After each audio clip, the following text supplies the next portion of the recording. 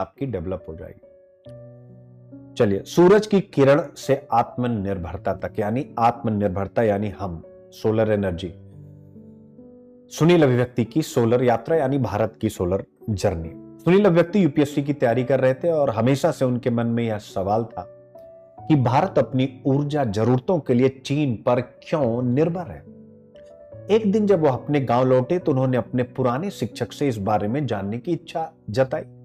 उनके शिक्षक, जो खुद एक पर्यावरण विशेषज्ञ थे, यानी सुनील के गुरु, ने यह देखकर खुशी जताई कि सुनील जैसे युवा इस तरह के मुद्दों पर चिंतन कर रहे।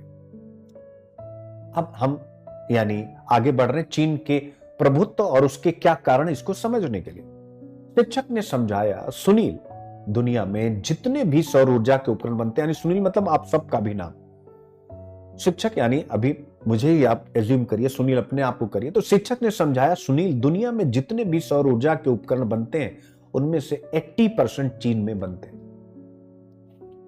चीन ने सालों पहले इस क्षेत्र में निवेश करना शुरू कर दिया था। उसने न केवल सौर पैनल बल्कि उसकी मूल सामग्री जैसे पॉलीसिलिकॉन का भी उत्पादन किया, यानी पॉलीसिलिकॉन जो सोलर पैनल का सबसे प्रारंभिक कंपोनेंट या घटक है। आज 97% पॉलीसिलिकॉन जो कि सौर पैनल बनाने का मुख्य घटक है, कंपोनेंट है, वो चीन से आता है। यही कारण है कि दुनिया के अधिकांश देश, जिसमें अमेरिका, यूरोप, जापान और भारत शामिल है, ये चीन पर निर्भर है। सुनील बड़ी उत्सुकता से ये कहानी सुन रहा था। सुनील ने उत्सुकता से, क्यूरियोसिटी से पूछा, तो गुरुजी, इसका मतलब यह हुआ कि चीन की मोनोपोली की वजह से हम अपने हरित ऊर्जा लक्ष्यों पर निर्भर हो गए हैं? ठीक है, यानी चीन के ऊपर? गुरुजी ने कहा, हां बिल्कुल, और यही एक बड़ी चिंता का कारण है। अब हम सीखने जा रहे हैं सौर पैनल कैसे बनते और लागत कैसे बढ़ती है। सुनील को गहराई से समझाने के लिए उनके गुरुजी ने सौर पैनल के निर्माण की पूरी कहानी सुनाई। आपको मैं सुना रहा हूं। वो जो 6 स्टेज थे, उन्होंने समझाया, यह 6 चरणीय 6 स्टेज प्रोसेस है, 6 चरणीय प्रक्रिया, जिसमें सिलिका, याद रखिएगा, जिसमें सिलिका रेस से पॉलीसिलिकॉन बनता है, फिर बफर, फिर सेल और फिर सौर मॉड्यूल का निर्माण होता है। प्रत्येक चरण पर लागत ऑब्वियस है, रॉ मटेरियल, फिर उसको प्रोसेस किया गया, फिर उसको प्रोसेस किया गया, तो आप प्रत्येक चरण पर लागत बढ़ती जाती है, जिससे अंतिम उत्पाद महंगा हो जाता है। चीन ने इस पूरी प्रोसेसिंग में महारत हासिल कर ली है, इसलिए वे बाकी देशों की तुलना में सस्ते और अधिक सौर पैनल बना सकते हैं। भारत की स्थिति और चुनौती, कितना चालाक है, उसे पता था कि मतलब कभी न कभी ग्लोबल वार्मिंग, क्लाइमेट का इश्यू आएगा तो हर देश खरीदेगा, तो बना के रख लो, यानी वो पहले बना लेता। भारत की स्थिति और चुनौतियां, यानी आगे की तरफ।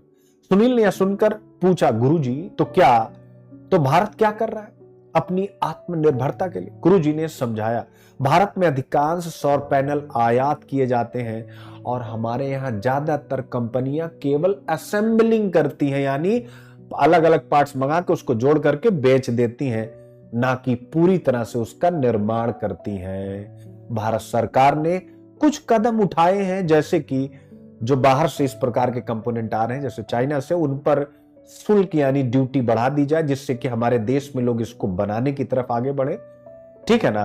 और दूसरा, घरेलू उत्पादन बढ़े, इसके लिए प्रोडक्शन लिंक्ड इंसेंटिव यानी पीएलआई स्कीम लागू की है।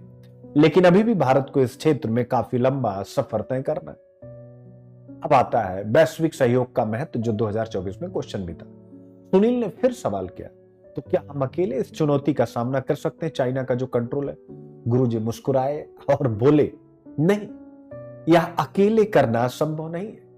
अमेरिका, जापान और यूरोपीय संघ जैसे देशों के साथ मिलकर भारत को एक बड़ी निर्माण श्रृंखला, सप्लाई चेन बनानी होगी, ताकि चीन पर निर्भरता कम की जा सके।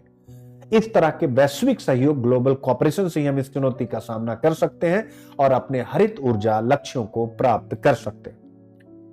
गुरुजी की बातें सुनकर सुनील ने ठान लिया कि वो अपने यूपीएससी के प्रयास में आप लोग भी इस विषय को विशेष रूप से शामिल करेंगे और सरकार की नीति निर्माण में योगदान देंगे। उन्होंने यह समझा कि भारत की ऊर्जा आत्मनिर्भरता, एनर्जी इंडिपेंडेंसी और इसके लिए दीर्घकालिक योजना और सहयोग आवश्यक